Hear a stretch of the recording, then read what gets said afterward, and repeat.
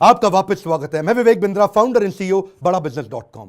आज मैं एक सन्यासी के विषय में बात करूंगा। वीडियो थोड़ा अलग होगा, आज डिफरेंट होगा। सन्यासी के जीवन से पावरफुल बिजनेस लेसन्स। ये एक अलग ही सन्यासी है। हिल डिवाइन ग्रेस अभय चरणारविंद भक्ति वेदांत स्वामी श्रील प्रभुपाद। कौन है श्रील प्रभुपाद? ये इस्कॉन के फाउंडर आचार्य हैं। इस्कॉन का नाम तो लगभग पूरी दुनिया ने सुना है, इनका नाम कम लोगों ने सुना है। स्वामी विवेकानंद को तो लोग जानते हैं, लेकिन इनके बारे में कम जानते हैं। आज कुछ ऐसी अद्भुत बातें बताऊंगा, वीडियो से नजर मत हिला दीजिएगा। श्रील प्रभुपाद से आप दुनिया भर के सारे बिजनेस लेसन सीख सकते हैं। आप पंक्चुअलिटी सीखना चाहते हैं, टाइम मैनेजमेंट, लीडरशिप को कैसे तैयार करें, एक इंस्टीट्यूशन को कैसे स्केल करें, बिना पैसे के एक ऑर्गेनाइजेशन को कैसे बिल्ड करें, सस्टेनेबिलिटी कैसे लाएं, प्रोसेस कैसे लेके आए, पीपल स्किल क्या होते हैं, रैपिड एक्सपेंशन, ग्रोथ, स्पीड, ये कैसे आता है। बंगाल में इनका जन्म हुआ था 1896 के अंदर, और इनकी माता का देहांत हो गया था जब ये 14 साल के थे, 1910 में। ये स्कॉटिश चर्च कॉलेज गए थे। यूरोपियन लेड एजुकेशन थी, शुरू से ही बहुत तेज थे। अंग्रेजी में इन्होंने पढ़ाई करी, लेकिन इन्होंने डिप्लोमा या डिग्री जो भी थी ब्रिटिश को रिस्पॉन्ड करते वक्त इन्होंने इंडिपेंडेंस मूवमेंट पर उसको लेने से अस्वीकार कर दिया। गांधी के नॉन कोऑपरेशन मूवमेंट में ये बहुत बड़े कॉन्ट्रीब्यूटर रहे। ये कोई शुरू से सन्यासी नहीं थे। प्रयागराज इलाहाबाद में इनका खुद का फार्मेसी का बिजनेस था, पर 1922 में जब अपने गुरु से मिले, इनके गुरु इनको देख के पहचान गए कि श्रील प्रभुपाद की अंग्रेजी तो इतनी अच्छी है कि जब ये अंग्रेजी में बोलेंगे तो अंग्रेज भी डिक्शनरी खोल करके उस समय समझेंगे कि अंग्रेजी में बोल क्या रहे हैं। तभी इन्होंने प्रभुपाद को एक आदेश दिया, क्या तुम मेरे लिए एक काम कर सकते हो? तुम्हारे को शास्त्रों में मन भी लगता है और अंग्रेजी भी अच्छी है, तुम भगवत गीता के ज्ञान को अंग्रेजी भाषा में पूरी दुनिया तक पहुंचाओ, क्योंकि हमारे शास्त्रों को दुनिया में कोई नहीं लेके जा रहा, दुनिया की किताबें हमारे देश में आ रही हैं। श्रील प्रभुपाद ने उनकी इंस्ट्रक्शन को दिल से लगा लिया। गुरु मुख पद्मा वाक्या चित्ते कौरिया ऐक्या, के गुरु के मुख से निकले हुए वाक्यों को चित्त के साथ एक कर लो। अंग्रेजी में भगवत गीता को ट्रांसलेट करना शुरू कर दिया। बैक टू गॉडेड किताब लिखते, भगवत गीता को ट्रांसलेट करते। लैपटॉप टाइपराइटर नहीं हुआ करता था, कंप्यूटर नहीं होता था, मैनुअली लिखते थे। एक साल लगा करके इन्होंने कई पेजेस के अंदर भर करके भगवत गीता को ट्रांसलेट किया। एक दिन फैक्ट्री से वापस आ रहे थे, अपने घर पहुंचे। जब घर पहुंचे तो ढूंढने लगे कागज कहां हैं सारे। इतनी मेहनत की, कागज इनको मिल नहीं रहे थे, बड़े परेशान थे उस समय। अपनी धर्मपत्नी से पूछा कि वो कहां है जो मैंने भगवत गीता ट्रांसलेट करी। तो अचानक इनकी पत्नी ने जो बोला, इनके होश उड़ गए। इनकी पत्नी ने कहा, वो सारे तो मैंने कबाड़ी को बेच दिए। बोलो क्यों बेचे? बोला उसके बदले में मैंने चाय खरीद ली, अंग्रेजों ने बताया चाय पीनी चाहिए। प्रभुपाद को बहुत बुरा लगा। अचानक प्रभुपाद ने उनसे पूछ लिया, टी और मी? इनकी पत्नी ने बोल दिया टी। उस दिन उन्होंने अपना घर छोड़ दिया, संन्यास लेने की तैयारी करी।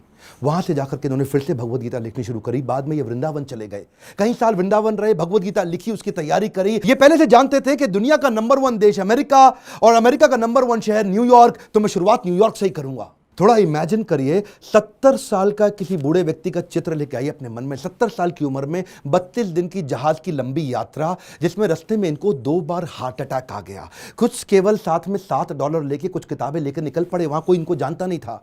ये जानते थे कि मैं अकेला हूं और मैं सब कुछ नहीं कर सकता। मैं सब कुछ नहीं कर सकता इसका मतलब ये थोड़ी कि मैं कुछ भी नहीं कर सकता। मैं सब कुछ नहीं कर सकता इसका मतलब यह नहीं कि मैं कुछ भी नहीं कर सकता, क्योंकि मैं कुछ कर सकता हूं तो मैं कुछ कर लूंगा, और कुछ कुछ कर करके मैं सब कुछ भी कर दूंगा। और वो हिम्मत लेकर के निकल पड़े। वहां पहुंचे टॉम्स्किन स्क्वायर पार्क न्यूयॉर्क के अंदर। उन दिनों वियतनामीज और यूएस का वॉर चल रहा था, जिसके कारण वहां बहुत हिप्पीज आ गए थे। हिप्पीज वो हुआ करते थे जो सड़क पर लेट करके इलिसिट सेक्स करना, नशा करना, वहीं पर नंगे लेटे रहना, 2-2, 4-4, 6-6 महीने तक नहाना नहीं। हिप्पीज ने एक्चुअली डिफाई कर दिया अमेरिका को। अमेरिकन सरकार परेशान थी कि ये लोग अपना घर छोड़ चुके हैं, पूरी तरह स्वतंत्र हो चुके हैं और कुछ भी कर रहे हैं। इन्होंने सोचा क्यों ना इन्हीं के साथ शुरुआत किया जाए। सबसे डिफिकल्ट मैन पावर को उन्होंने कल्टीमेट करने का कोशिश किया, उनको डायरेक्शन दिया ताकि मैं कमिटमेंट ले सकूं। धीरे धीरे उनके लिए कीर्तन करना शुरू कर दिया। इनका रूल क्या था? करेक्शन नहीं, मेडिटेशन। एक बार मेडिटेशन करा के इनको करेक्शन दूंगा बाद में, पहले मेडिटेशन बाद में करेक्शन। और वहां जो हिप्पी हुआ करते थे वो उनकी सुनते नहीं थे, बेइज्जती करते थे, इनके ऊपर सिगरेट का धुआं फेंक देते थे, इनको टॉयलेट की लंबी लाइन में पीछे धक्का मार के खड़ा कर देते थे, इनका सामान चोरी कर लेते थे, इनकी बेइज्जती करते थे। पर प्रभुपाद उनके लिए फिर भी भोजन बनाते थे, उनको सुबह शाम भगवत गीता पे कथा सुनाया करते थे, उनके साथ बैठ के कीर्तन करते थे। उनको धीरे धीरे मजा आने लगा। प्रभुपाद ने एक दिन उनसे पूछा, तुम नशा क्यों करते हो? तो बोले, सर मेरे को ना, I want to stay high. मैं नशा क्यों करता हूं? मुझको अच्छा लगता है, I want to stay high. तो प्रभुपाद ने कहा, मैं तुमको ऐसा नशा दूंगा which will keep you high forever. उन्होंने बोला, ऐसा नशा है आपके पास? बोले, वो कौन सा नशा है? बोले, हरिनाम का नशा है। मैं तुमको हरि नाम लेना सिखाऊंगा, मैं तुम्हें भगवत गीता पढ़ना सिखाऊंगा। अगर तुम कृष्ण के आदेशों को समझ पाए तो वो सबसे ऊंचा नशा है। जिसको वो नशा लग गया आध्यात्मिक जीवन का, तो भौतिक जीवन के नशे उसके सामने बहुत छोटे पड़ जाएंगे। धीरे धीरे लोगों ने उनकी बात सुननी शुरू करी। ये लोग अपना घर बार पहले ही छोड़ चुके थे। प्रभुपाद को समझ में आ गया ऐसी मैन पावर जिसका कहीं दुनिया में अटैचमेंट नहीं, उनको कल्टीवेट कर गया तो ये मेरे मूवमेंट को पूरी दुनिया में फैला सकेंगे। ये अंग्रेज है और अंग्रेजों की बात पूरी दुनिया जानती है, इसीलिए हंट द राइनोसरस अगर शिकार करना है तो गेंडे का शिकार करो। प्रभुपाद ने सबसे कठिन मुद्दा उठाया और उसके बाद अमेरिका की सरकार भी प्रभुपाद को धन्यवाद करती थी कि तुमने ऐसे लोगों को नशा छुड़वा दिया। वो सारे हिप्पी हैप्पी बन गए। क्या कमॉन, दोबारा सुनिए, हिप्पीज को हैप्पी बना दिया इन्होंने। कैसे हैप्पी बनाया? उनको गुलाब जामुन बना बना के अपने हाथ से खिलाते थे, उनको कथा सुनाते थे और धीरे धीरे उनका हृदय में परिवर्तन आया। और वहीं से प्रभुपाद ने, ये लीडर्स ऑफ लीडिंग लीडर थे प्रभुपाद, मेरी बात सुनिए, एम्पावर करते थे, लीडर्स ऑफ लीडिंग लीडर। इतना विश्वास डाला उनमें, इतना ट्रस्ट डाला उनमें कि उनको बोला यहां से तुम मेरे सारे शिष्य बन चुके हो। 10,000 शिष्य उन्होंने बनाए धीरे धीरे करके यूएस के अंदर। 2 को उन्होंने भेजा यूरोप में, 2 को भेजा अफ्रीका, फिर 2 को ऑस्ट्रेलिया, फिर 2 को रशिया, फिर 2 को इंडिया। ऐसा करते करते उन्होंने सब जगह लोगों को अलग अलग भेजा और बोला अब इस भगवत गीता को तुम लेके जाओ। मैंने तुमको सिखाया, अब तुम दूसरों को सिखाओ। 1965 से 1977 तक लगभग 11-12 साल इन्होंने पूरी तरह अपने आप को झोंक दिया। पैसे की कमी थी इनके पास, सोचा पैसा नहीं है तो अगरबत्ती, पूजा में काम आने वाली अगरबत्ती का बिजनेस इन्होंने अपने शिष्य को करना समझाया। लगभग 3 सालों के अंदर $1 मिलियन का रेवेन्यू आना शुरू हो गया अगरबत्ती के बिजनेस से। किताबें इन्होंने तेजी से लिखनी शुरू कर दी। 5.5 करोड़ किताबें इन्होंने इस दौरान पूरी दुनिया के अंदर बांटी। किताबें बेच करके कुछ फंड रेज किया जिससे इन्होंने मंदिर बनाने का प्रयास किया। अपने शिष्यों को समझाया, उनको सिखाया। वो किताबों को 25 भाषाओं में पूरी दुनिया के अंदर ट्रांसलेट किया। उन दिनों क्या हुआ, सब लोग, अंग्रेज लोग पूरी दुनिया में इनको देख रहे थे। ये कौन इंडियन सन्यासी आया है जिसने भगवत गीता, कृष्ण अर्जुन, जिसकी कोई जानकारी नहीं किसी को, लेकिन गोरे काले हर धर्म के लोग सीखने लग गए। ये रिलीजन से आगे लेकर के चले गए। इन्होंने कहा रिलीजन नहीं, मैं स्पिरिचुअलिटी की बात कर रहा हूं। उसी दौरान एक रिपोर्टर इनके पास आया, बोला Swami ji, India has a factory of producing God. Every weekend a God comes from India and says that I will make you God, start funding me, come on. तो स्वामी जी हैरान हो गए। बोला Swami ji, are you also God? क्या स्वामी जी तुम भी भगवान हो? तो प्रभुपाद ने बोला नहीं नहीं, मैं भगवान नहीं हूं, मैं भगवान का नौकर हूं। तो वो हैरान हो गया। पहली बार कोई ऐसा व्यक्ति आया हिंदुस्तान से जो बोला मैं भगवान नहीं हूं, भगवान का नौकर हूं। तो प्रभुपाद ने बोला नहीं, मुझसे गलती हो गई, मैं भगवान का नौकर भी नहीं हूं, मैं भगवान का नौकर बनने का प्रयास कर रहा हूं। I am all a servant of God, but it is for you to recognize. सारे अमेरिका के अंदर अखबारों में छप गया कि पहली बारी कोई ऐसा इंडियन आया जो बताता है I am trying to become servant of God, I am not God. उन्हीं दिनों हेनरी फोर्ड के पोते एल्फ्रेड फोर्ड इनसे मिलने के लिए आए। हेनरी फोर्ड का नाम बहुत हुआ करता था पृथ्वी के अंदर। प्रभुपाद कम बोलते थे, लिमिटेड बोलते थे। जब एल्फ्रेड फोर्ड इनसे मिलने आए तो प्रभुपाद ने केवल उनसे एक ही क्वेश्चन पूछा, where is Henry Ford now? अब हेनरी फोर्ड जीवित नहीं थे, बस केवल उनकी आंखों में आंख डाल के प्रश्न पूछा।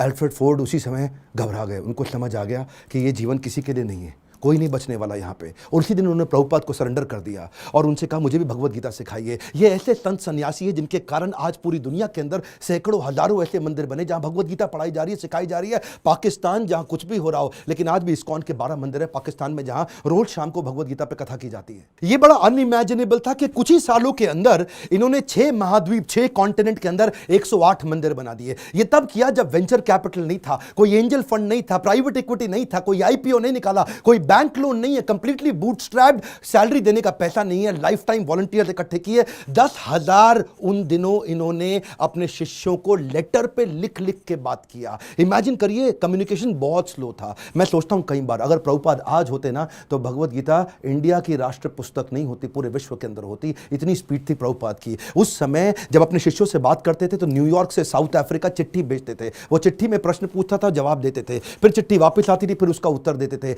इमेजिन करिए 10,000 ऐसे लेटर लिखे इन्होंने, कितना समय की कमी रहा होगा। इनके इतने सारे philosophical issues, managerial issues, personal issues, professional issues, सब पे गाइड किया करते थे। व्हाट्सएप नहीं था, कम्युनिकेशन नहीं था, वहां पे फ्लाइट तेज नहीं जाती थी। बावजूद उसके इन्होंने 12 साल के अंदर 15 बार पूरी पृथ्वी का भ्रमण किया। एक बात समझिए, sales is not about selling, it is about building trust in education. Building trust in education. विश्वास बढ़ाओ, एजुकेट करो, विश्वास बढ़ाओ, एजुकेट करो। दुनिया भर में इतना विश्वास बढ़ा दिया, एजुकेशन बढ़ा दिया भगवत गीता के बारे में कि बीटल्स जो उस समय बहुत फेमस हुआ करता था, बीटल्स के जॉर्ज हैरिसन ने अपना 70 एकड़ का फार्म वॉटफोर्ड में लंदन के नजदीक इनको डोनेट कर दिया। वो इनका शिष्य बन गया और अपने रॉकस्टार गानों के साथ साथ कीर्तन करने लग गया, हरे कृष्णा। उन्हीं दिनों प्रभुपाद जी साथ साथ इतनी किताबें लिखना चाहते थे, जानते थे मैं बूढ़ा हो गया हूं, सारी चीजें लिख के चला जाऊं ताकि लोग उसको आसानी से फॉलो कर सकें। उन्होंने खुद से लिखना बंद कर दिया, डिक्टाफोन ले लिया।